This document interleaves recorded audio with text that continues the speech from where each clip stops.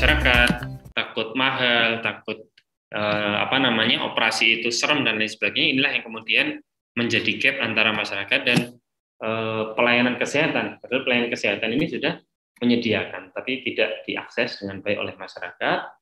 Dan barangkali di sini amal dari teman-teman kader, ya, peran dari teman-teman kader ini sangat bermanfaat bagi masyarakat yang di sekitar kita yang kemudian enggan untuk mengakses, ya, atau tidak tahu bahwa dirinya sakit gitu, yang akhirnya berlarut-larut tadi menurunkan produktivitas dan seterusnya, akhirnya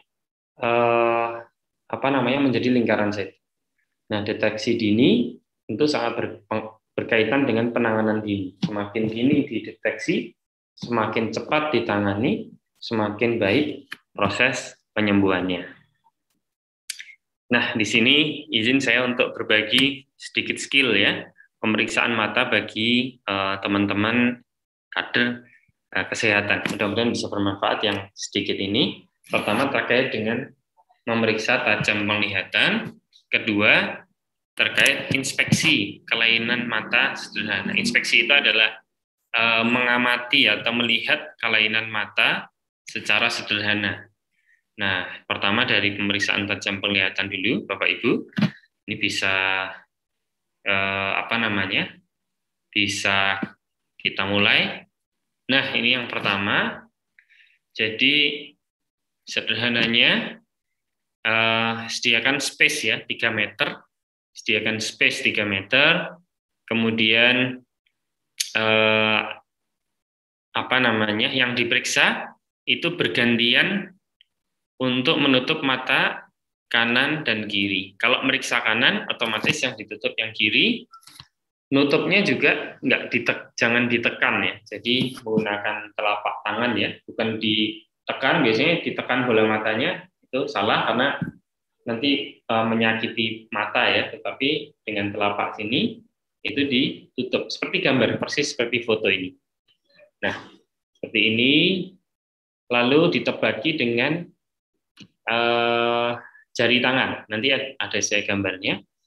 Jari tangan ditebaki ini berapa, dan seterusnya, bergantian mata kanan dan kiri. Pertanyaannya, kalau orang tersebut punya kacamata, apakah digunakan? Untuk kepentingan screening digunakan, gitu.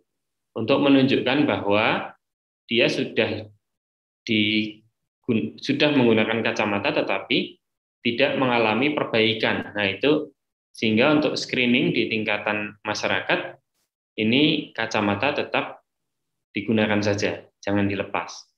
Nah, ini dicontohkan Pak Babinsa, ya. Ini saya ambil dari modulnya Kementerian Kesehatan juga. Jadi di beberapa daerah bahkan Bapak Babinsa dikerahkan untuk juga ikut screening, gitu. Jarak 3 meter, kemudian dengan jari dengan kontras yang tinggi, gitu. Misalnya membawa kertas atau tembok saja, misal temboknya putih, langsung dengan di tembok lalu ditebaki. Ya, 1, 2, 5 gitu bisa. Kalau bisa konsisten untuk membaca jari, maka kalau dari jarak 3 meter, nah ini hasilnya, ya. Kalau misal pasien bisa hitung dari jarak 3 meter, maka nilainya adalah lebih dari 3/60. 3/60.